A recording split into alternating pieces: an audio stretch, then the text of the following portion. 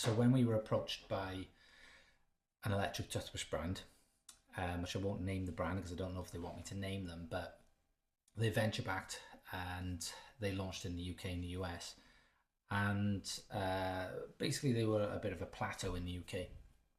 And what they were struggling with was the fact that the keywords that they were targeting, which, electric toothbrush, sonic electric toothbrush, eco electric toothbrush, and, various different phrases like that, they were finding cost per clicks were high. And whilst their product price was high, the conversion rate on those terms wasn't great. And so what we had to do was find a way for us to generate lower cost per click sales or higher conversion rate sales. One of the things that we noticed was in this particular category was that there's majority of the products in the category were resellers. So obviously what this means is that the amount of private label sellers with their own brands was minimal, and therefore there was a lot of other resellers just selling various different Philips electric toothbrushes, Oral-B electric toothbrushes and things like that. And they have a bit of a disadvantage because as a reseller, obviously you can only really compete on price. The lowest price obviously gets the buy box, and when you're running ads as a reseller, you're not going to be able to show your ad 100% of the time, because if somebody else comes along and then drops their price, then you're going to lose the buy box and your ad won't run. And so therefore, obviously, they're not really getting traction on certain things. And so what we decided was that because resellers don't really have this advantage that private label sellers have, where they can't change the listing quickly, they can't change the images, they can't change the bullets. I think you have to go through like this process of approval with it, because obviously as a reseller you don't actually own the brand or the brand registry.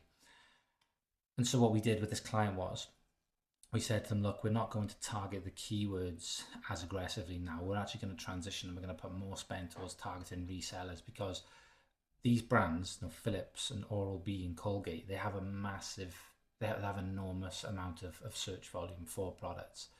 But then resellers are the ones that are trying to get those sales. And so if we can just piggyback on that volume and target those competitor ASINs through the ads, then we should be able to get much higher volume than we're getting from these individual keywords that we're finding higher cost per clicks on.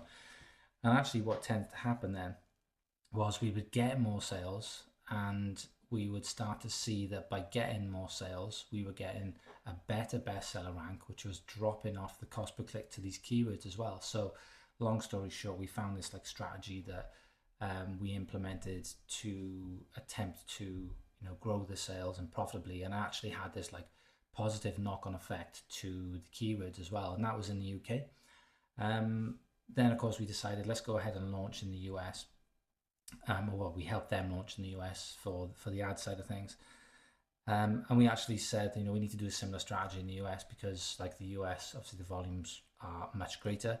The keywords are going to be much more saturated. They're going to have higher cost per clicks, and so therefore this is probably the way to go, is to just be aggressive to generate sales volume and sales velocity from the start on a new listing through the competitor listings of resellers, and that paid off as well. So I think to summarize this is that sometimes there's opportunity outside of just targeting keywords or just looking at it as targets as keywords or ASINs, and actually you can niche down into the ASINs as well, and not just do it based on reviews or based on price. Sometimes what we do is we target competitors with a higher price or with worse reviews, but actually what you can do is target them based on their their sales format, such as are they a reseller.